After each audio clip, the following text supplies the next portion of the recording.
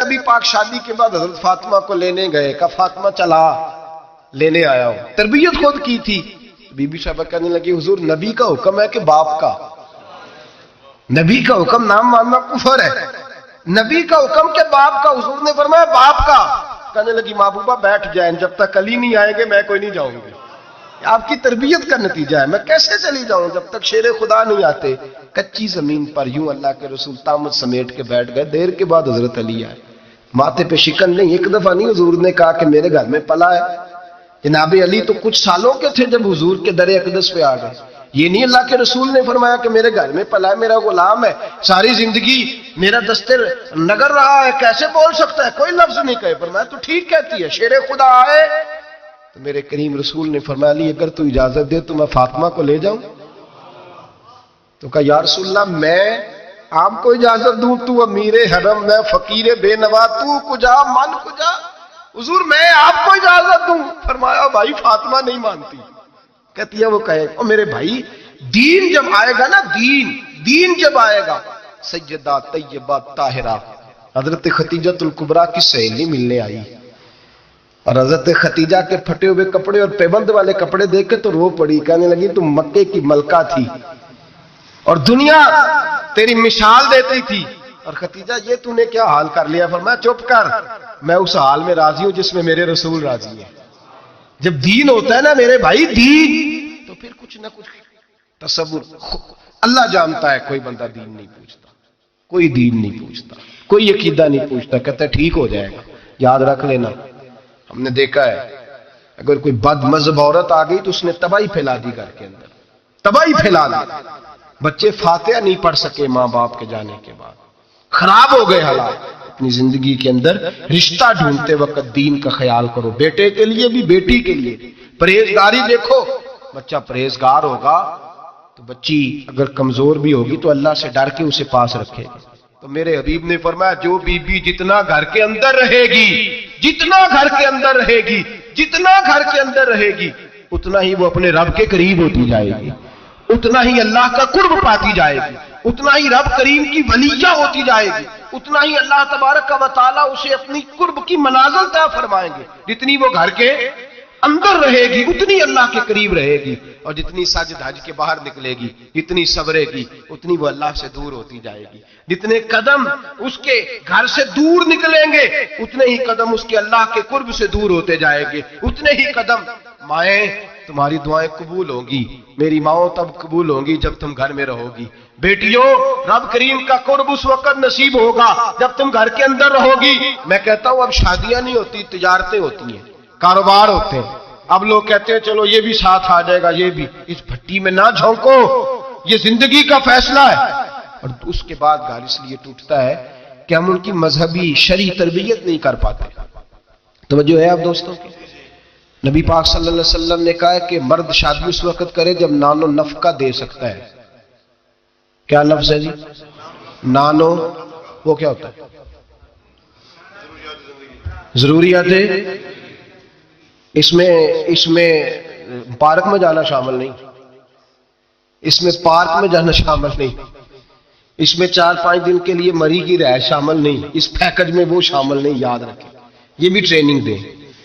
ابا جی آگے کہتے ہیں، ابا جی، بچی کے ابا جی کہتے ہیں پتر بالا نو کدی کدی لے جایا کر، خدا کا خوف کرے۔ نانو نفقہ اور چیز ہے، ہاں وہ مرد کی طاقت کے مطابق ہے نانو نفقہ شریعت نے کہا، لیکن نانو نفقے سے مراد میرے نبی پاک صلی اللہ علیہ وسلم نے فرمایا جو خود کھائے وہ بیوی کو کھلائے، جو خود پہنے وہ بیوی کو۔ فرمایا تو اپنے گھر والوں پہ آسانی کر، اگر تو صاحب حیثیت ہے تو انہیں اچھا خرچ دے، کوئی حرج نہیں۔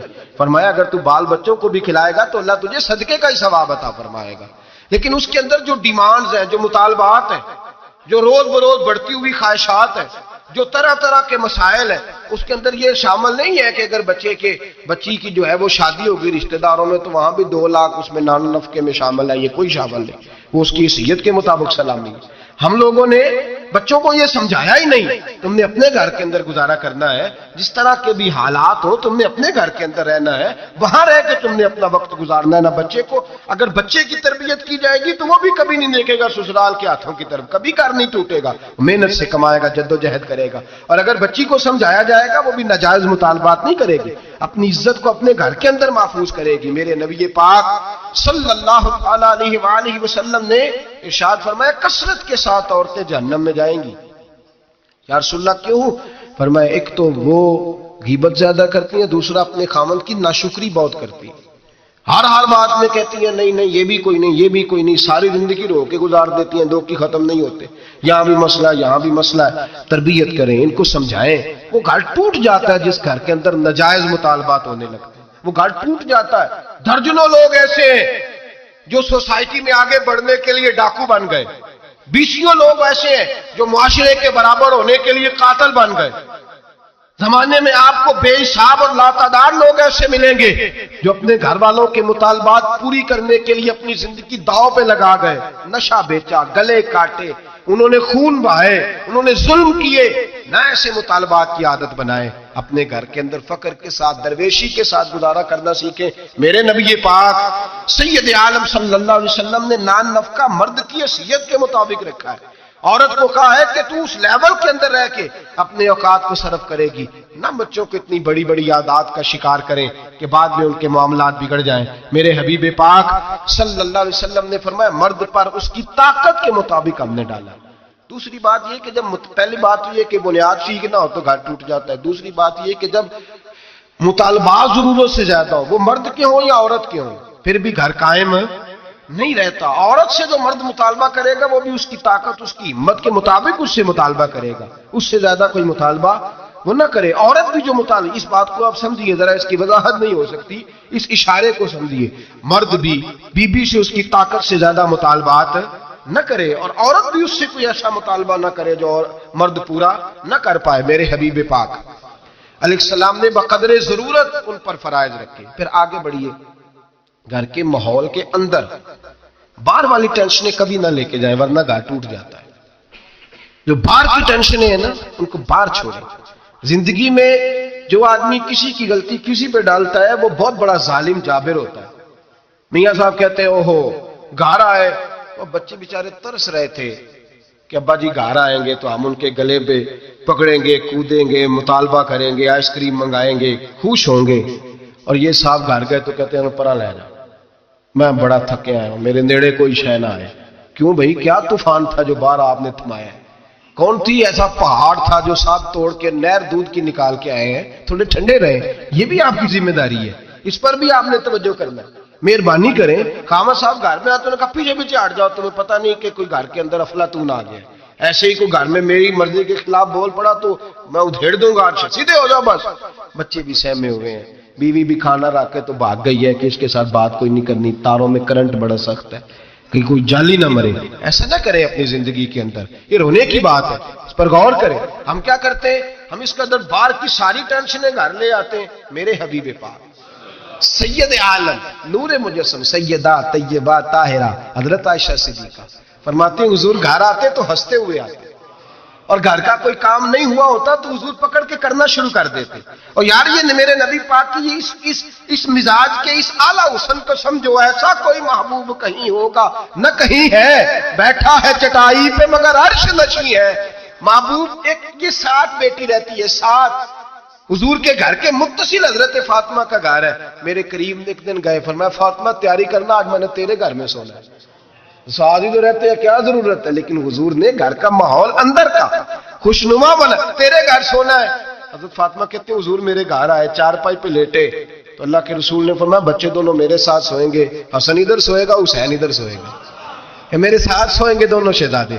فرماتی آدھی رات کا وقت ہوا تو حسن اور حسین دودھ مانگنے لگے تو حضور نے فرمایا فاطمہ اٹھ، حسن کو تو دودھ ڈال کر دے، حسین کو میں دیتا ہوں.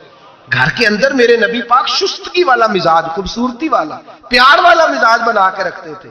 اور بی بی صاحبہ بھی، میں نے مرد کی بات پہلے کر لی ہے، بیویاں ناراض نہ ہو جائیں، پہلے خاوند کی بات کی ہے جو کوتاہی پائی جاتی ہے. اب بی بی صاحبہ بھی اللہ کرے وہ ساس بیچاری بوڑھی عورت تھی، بیمار تھی، کسی تلخی میں اس نے کوئی بات کر دی تو اب وہ گھر آیا تو خاوند نے آ کے پوچھا روٹیوں نے کہا میرے کو نہیں پک رہی. تو تیری طبیعت کیسی؟ اس نے کہا بس اگر تو 20 منٹ اور نہ آتا تو میں بس فوت ہونے لگی، قریب المرگ تھی، ختم ہو گیا سارا کچھ، بس تو مجھے کسی طریقے سے نہ میری پہلے سن لے بیوتا کہانی. پتہ نہیں بیچارہ کس آزمائش سے وہ آیا ہے، اس کو پتہ ہی نہیں کہ یہ اس کے ساتھ کیا سلوک کر رہی ہے. اب اس کی ماں ہے. کون ہے؟ بول کے بتائیے. مائیں بدلی جا سکتی ہیں؟ باپ. تو کس کی شکایت کر رہی ہے؟ یہ پتہ ہی نہیں تو کس کی بات کر رہی ہے. اب اس نے ساری سٹوری اس نے کہا یہ ہو گیا، اور پھر آنسو بھی اللہ نے ایکسٹرا دیے ہوتے ہیں، تو وہ فوری طور پر وہ سیلے رواں بہنا شروع ہو گیا. اب وہ طوفان ہے کہ تھمتا ہی نہیں، دریا ہے کہ رکتا ہی نہیں. اب شکوے جب سے آئی مر گئی تیرے گھر میں. اب وہ بیچارہ وہ اکبر اللہ آبادی کہتے ہیں جب بھی کی بی بی نے ان سے اسکول ہی کی بات کی، یہ نہ بتلایا کہاں رکھی ہے روٹی رات کی. خدا خیر فرمائے، اس نے جب تک اس کو پوری سٹوری پوری طور پر جو ہے وہ سنا نہیں لی. اور پھر مطالبہ یہ ہے کہ تو میرے ساتھ مل کے کہہ یہ سارے برے ہیں. یہ بھی مطالبہ ہے. اگر کمنٹس نہیں کرتے تو بھی اس میں جرم ہے. حالانکہ اس کو پتہ ہی نہیں کہ ماں باپ خانہ کعبہ ہوتے ہیں، ان کے بارے میں کسی کو اکسانا بھی منع ہے. اب بیوی کے لیے حکم کیا دیا میرے نبی پاک نے؟ میرے رسول پاک علیہ السلام نے فرمایا بیوی کا حق ہے کہ جب خاوند گھر آئے تو بیوی اسے ہنستی ہوئی ملے، اسے اپنے اوپر جبر کرے، کچھ دیر کے لیے حوصلہ پیدا کرے، وقت کا انتظار کرے، موقع دیکھے، خیال کرے. ایسے ہی فوری طور پر اپنی جو ہے وہ تکلیفیں اور آزمائشیں اٹھا کے نہ رکھ دے، خیال کرے، ورنہ گھر ٹوٹ جائے گا. شدت کے ساتھ عورت بات کرے گی، اسی شدت کے ساتھ مرد کرے گا. 2 منٹ لگیں گے تو تعلق ہے وہ چکنا چور ہو جائے گا. تو تیسری بات یہ کہ اپنی پریشانیاں جو گھر سے متعلقہ نہیں ہیں ان کو ذرا ایک کونے پہ رکھنے کی کوشش کریں، گھر ٹوٹنے سے بچے گا. چوتھی بات، میرے نبی پاک صلی اللہ علیہ وسلم نے پہلے مرد کو حکم دیا، فرمایا حوصلہ بڑا کر، حوصلہ بڑا. فرمایا عورت ٹیڑھی پسلی سے پیدا ہوئی ہے تو یہ ٹیڑھی ہے، سیدھی کرنے کی کوشش کرو گے تو ٹوٹ جائے گی، لیکن سیدھی ٹیڑھی کے ساتھ گزارا کرو. اب لفظ بڑے حسین ہیں، حدیث میں جاگ رہے ہیں آپ لوگ جی، بڑے حسین لفظ ہے. حضور نے فرمایا اگر تمہیں اپنی بیوی کی کچھ عادتیں ناپسند ہے تو اس سے بغض نہ رکھو، بیوی سے بغض نہ رکھو. اگر کچھ عادتیں ناپسند ہیں تو کچھ ایسی بھی ہوں گی جو تمہیں بڑی پسند ہو. جو پسند ہے ان پر توجہ کرو. ڈاکٹر اقبال، علامہ اقبال کہتے ہیں میرے پاس ایک آدمی آیا، اس نے آ کر کے کہا کہ میں اپنی بیوی کو طلاق دینا چاہتا ہوں. پہلے اس نے مرضی کی شادی کی. میں وہ بات شروع میں کہہ چکا ہوں. بچے نوجوان انہوں نے ایک سنت بڑی حفظ کر لی ہے، کہتے ہیں مولوی صاحب سنت ہے مرضی کی پسند کی شادی کرنا جائز ہے. میں کہ صرف یہی جائز نہیں، اور بھی بڑی سنتیں ہیں، کسی اور پہ بھی توجہ کریں آپ حضرات. اور بڑی ذمہ داری سے بات کہہ رہا، نوجوان زیادہ غور کریں اور باقی جوانوں تک میری بات پہنچائیں. شادی بیاہ کے معاملے میں جذباتی پن کا کبھی مظاہرہ نہ کریں. آپ کے اندر کتنے بھی جذبات موجود ہیں، یہ 2 3 4 منٹ کا رشتہ نہیں کہ ٹھیک ہے آپ دوست بدل لیں گے، یار بدل لیں گے، گاڑی بدل لیں گے، یہ نہیں جوتا ہے یہ فٹ نہیں آیا تو بدل لیں گے. یہ زندگی بھر کا معاملہ ہے. اس میں بزرگوں کی، سیانوں کی اور حکمت والے لوگوں کی رائے لیں، اس کو سمجھیں، پرکھیں، پھر نکاح کا فیصلہ کریں. اس کو کبھی جذباتی نہ لینا. زندگی میں نوجوان جذباتی ہو کے معاشرے کا، میڈیا کا شکار ہو کے شادی کرتے ہیں، پھر اسی تیزی کے ساتھ وہ ان رشتوں کو توڑ دیتے. میرے نبی پاک صلی اللہ علیہ وسلم نے فرمایا بغض نہ رکھو. کچھ عادتیں اگر ناپسند ہیں تو کچھ ایسی بھی ہوں گی جو تمہیں پسند ہوگی. ڈاکٹر اقبال کہتے ہیں ایک شخص میرے پاس آیا، میں لندن میں وکالت کرتا تھا. اس نے آ کے کہا کہ بیوی کو طلاق دینی ہے. میں نے کہا میں تجھے جانتا ہوں، تو نے تو پسند کی شادی کی ہے. کہا ہاں، اب میں طلاق دوں گا. کہتے میں نے اس کو کہا کہ بھائی تو سمجھ جا، کوئی بات نہیں، انسانوں کے اندر اختلاف رائے ہو جاتا ہے، تو نہ ایسا کر. نہیں جی مجھے دینی ہے. کہتے ہیں اس کے گھر والوں نے بھی سمجھایا، حتیٰ کہ بچی نے بھی معافی مانگی کہ مجھ سے بھول گئی تھی، میں غلطی ہو گئی، معاف کر دے. اس نے کہا نہیں، اب فیصلہ کر لیا تو کر لیا. کہتے ہیں اب میں تو وکیل تھا، میرا پیشہ تھا، جب اس نے مجھے کہا تو میں نے کیس دائر کر دیا.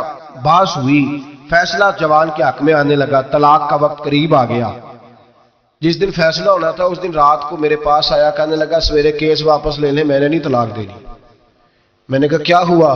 کہنے لگے اقبال یار عجیب بات ہوئی ہے، مسلمانوں کے رسول کی ایک حدیث پڑھ لی ہے، نبی پاک علیہ السلام کا ایک فرمان پڑھ لیا ہے. کہا وہ کیا؟ کہا حضور نے فرمایا اگر تمہیں اپنی بیوی کی بہت ساری عادتیں ناپسند ہو، ادھر دیکھو جو پسند ہے.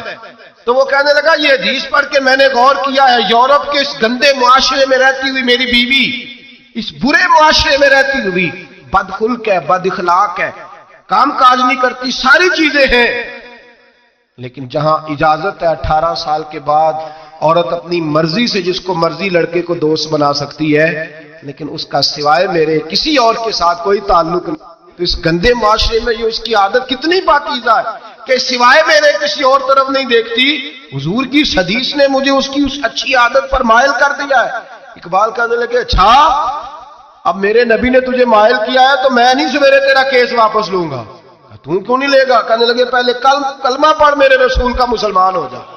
پہلے کلمہ پڑھ نبی پاک کا جنہوں نے تیرا گھر ٹوٹنے سے بچایا ہے. تو میرے بھائی مرد حوصلہ کرے, دلیری کرے. اگر وہ کہے نا کہ میں صاحب بہت بڑا ایسا ہوں تو میں بہرحال یہ ٹیڑھی لکڑی ہے اس کو سیدھا کرنے کی کوشش کرے گا تو ٹوٹ جائے گی. حوصلے کے ساتھ, دانائی کے ساتھ, حکمت کے ساتھ مرد زیادہ حوصلہ کرے گا, معاف کرے گا, بار بار معاف کرے گا تو گھر بچے گا.